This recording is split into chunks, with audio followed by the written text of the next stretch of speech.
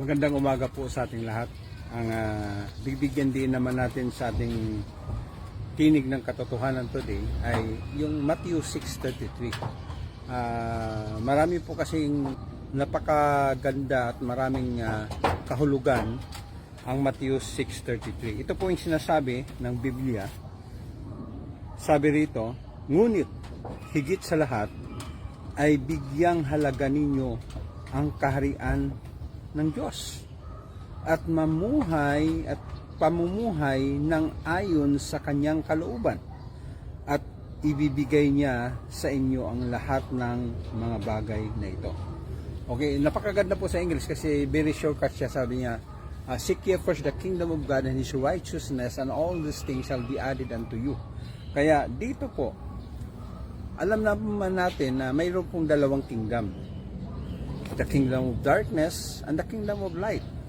Sa kingdom of darkness, wala ka nang gagawin. Lahat ay mayroong freedom. Lahat ay talagang kahit anong gusto mo, magwala ka, anumang gagawin mo sa buhay. Sabi nga nila, that's your life, then go on. Gawin mo ang gusto mong maibigan. May freedom po sa kingdom of darkness. But dito po, sa kingdom of light, the kingdom of God, ay mayroon ding freedom. Freedom to choose the right or choose the will of God. Kaya nga itong Matthew chapter 5 to 7 is talking about the parameters, the boundary of life inside the kingdom. Kasi itong pagbulay-bulayan mo yung 5 to 7 is talking about the character of the person inside the kingdom. Kaya lagi nating tandaan, sabi rito, sikapin nyo na pagharian kayo ng Diyos. Bakit? Kasi alam naman natin na tayo ay nagmana ng kasalanan. Ibig sabihin, yung ating nature talaga ay makasalanan. Kaya nga, ang isang solution dito ng Diyos ay binigay doon sa John 3:16. Anong sinabi ng John 3:16? For God so loved the world that He gave His only begotten Son, that whosoever believe in Him should not perish but have everlasting life. Ibig sabihin, na doon yung procedure na ibinigay ng Diyos na ang salita kasing for God so loved the world, dahil mahal ka ng Diyos, dahil mahal ng Diyos ang kanyang nilikha, that He gave His only begotten Son. Binigay yung kanyang anak. That whosoever believe in Him should not perish. Yung salitang perish po sa salitang Griego ay apolumig, meaning to destroy, para hindi mo kamtan o hindi mo maabot o hindi mo maranasan yung kasaganaan ng buhay ng Diyos upang sirain yung plano ng Diyos para sa iyo.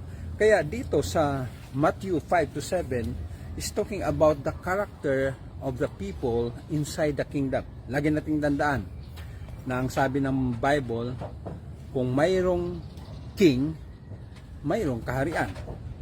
At kung mayroong kaharian, mayroong pinaghaharian. Kaya gusto kong maintindihan po natin yan na if you are inside the kingdom, sino ang king mo? At lagi nating tandaan, dapat pinaghaharian tayo. Kasi pag hindi tayo paghaharian, at nasunod natin yung ating mga kagustuhan, lagi nating tandaan na sabi nga ng Bible, yung didiscuss ko last time, if you are in Christ, you are a new creation, the old has gone. Process po yun, di ba? Sinabi ko, process po yung new creation. Kaya nga, dito sa kingdom, bibigyan natin ng pansin. Dito sa kingdom, bibigyan natin ng pansin na kung ikaw raw ay mayroong pagnanais na pagharian ang Diyos. Pagharian ng Diyos. Pagharian ka ng Diyos. At ang sabi rito, at mamuhay ng ayon sa kanyang kalooban, ibibigay niya sa inyo ang lahat ng mga bagay na ito. Ano bang mga bagay na gusto ng Diyos na mapunta sa iyo? If you are studying before this verse, pinakita doon yung mga inumin, pagkain at pananamit. Ibig sabihin, ito yung mga pinangako ng Diyos. Dahil ito yung basic needs ng tao. Kasi above doon ay kapritsuhan na raw ng tao yon. Itong basic needs, ito yung kailangan lang natin to live according to the will of God. Kaya nga dito sa Matthew 6:33 na sikapin ninyo na mamuhay ayon sa kaharian ng Diyos o seek ye first the kingdom of God is talking about our personal relationship to God. Bago ka pagharian ng isang bagay o isang tao, kailangan alam mo yung kanyang mga agenda. Alam mo yung kanyang mga layunin. Alam mo kung bakit siya hari. At alam mo kung ano yung kanyang layunin bilang isang hari. At alam mo, ang sa loob ng kaharian ay siya ang nagpo-provide sa lahat. Kaya kailangan natin malaman yon dahil pag hindi natin alamin yon, mamumuhay ka lang, ka lang na kasi kanila, ang sabi nga nila, parang ano lang, parang lilitaw, lulubog yung relationship natin. But if you are seeking first the kingdom of God, sabi ng Bible, anumang mangyari, naintindihan mo yung layunin ng Diyos. At ang layunin yun ang magbibigay sa iyo ng empowerment na patuloy kahit mahirap ang buhay. Kahit patuloy, kahit inalipusta ka. Kahit patuloy dahil hindi ka nagustuhan ng iba. Sabi nga ng isa sa mga